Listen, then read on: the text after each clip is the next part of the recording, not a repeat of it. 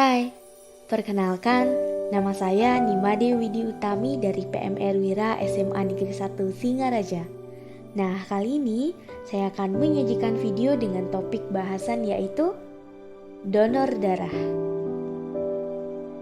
Diketahui memang pada masa pandemi COVID-19 seperti ini, Palang Merah Indonesia di seluruh Indonesia mengalami kekurangan stok darah bagi pasien yang membutuhkan. Untuk itu, Ketua Umum Palang Merah Indonesia Muhammad Yusuf Kala mengimbau agar pihak keluarga pasien dan para pendonor sukarela dapat mengulurkan tangannya dalam mengatasi masalah kekurangan stok darah ini. Berdasarkan buku donor darah tahun 2008, dijelaskan bahwa donor darah merupakan kegiatan menyumbangkan darah untuk tujuan transfusi, di mana lebih jelasnya bahwa donor darah merupakan proses pengambilan darah dari seorang secara sukarela untuk disimpan di bank darah dan kemudian menjadi stok untuk transfusi. Nah, donor darah sendiri dapat dibagi menjadi dua jenis, yaitu donor darah sukarela atau yang sering kita sebut dengan DDS, merupakan donor darah yang dilakukan secara sukarela tanpa mengetahui darahnya untuk siapa. Dan DDP atau donor darah pengganti merupakan donor darah di mana seorang pendonor diminta untuk melakukan donor darah oleh orang yang mereka ketahui. Perlu kita ketahui, tempat untuk melakukan donor darah sering kita sebut dengan UDD atau unit donor darah.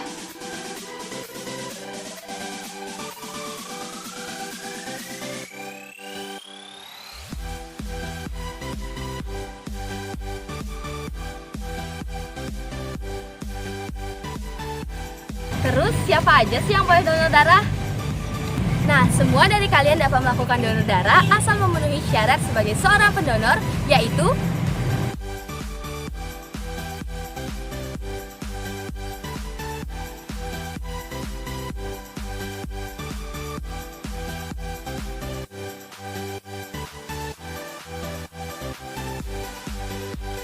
Pertama, sehat jasmani dan rohani.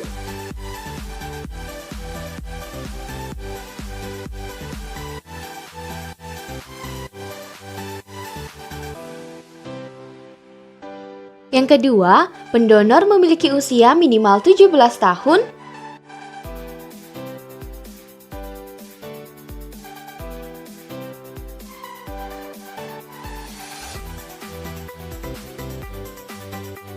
Yang ketiga, pendonor memiliki berat badan minimal 47 kg untuk penyumbangan darah sebanyak 350 ml.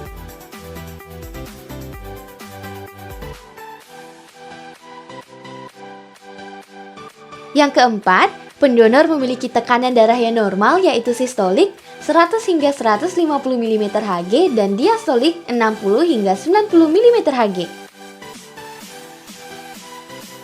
Yang kelima, pendonor memiliki denyut nadi normal yaitu 50 hingga 100 kali per menit.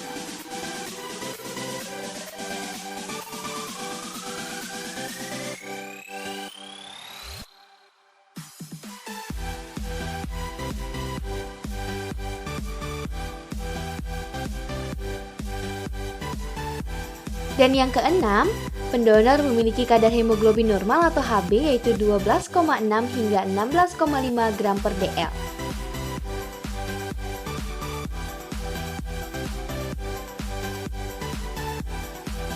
Nah, di masa pandemi COVID-19 seperti saat ini, terdapat beberapa protokol donor darah yang harus diperhatikan sebagai berikut.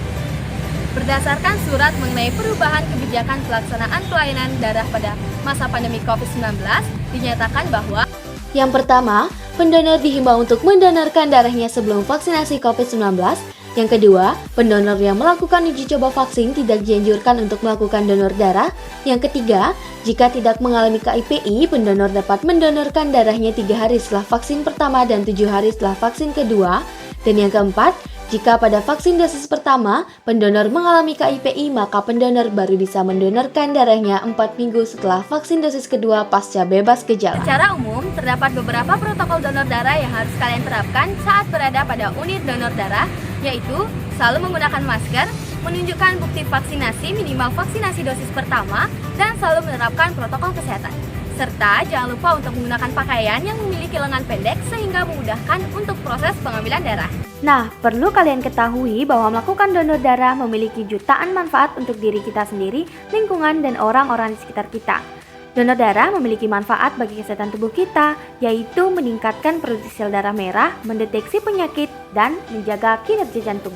Hal itu dapat terjadi karena ketika tubuh kehilangan darah, maka tubuh secara spontan akan menghasilkan sel-sel darah merah yang baru, di mana darah yang dihasilkan merupakan darah yang segar dan bersih, dan itu dapat memudahkan kinerja jantung kita. Selain itu, darah yang kita donorkan pada unit donor darah akan diproses untuk mendeteksi ada atau tidaknya penyakit berbahaya dalam darah kita.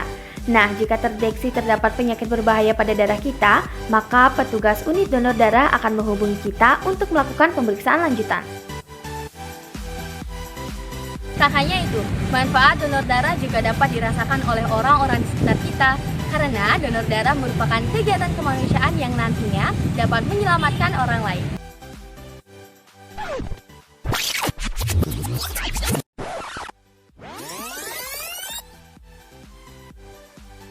Ibarat menyelam sambil minum air, itulah donor darah. Dampak sosial dan kesehatan tidak hanya dirasakan dari satu pihak saja. Donor darah dapat membentuk support system antara pendonor dan penerimanya. Nah, support system yang sederhana inilah yang nantinya dapat menumbuhkan senyuman untuk kita semua.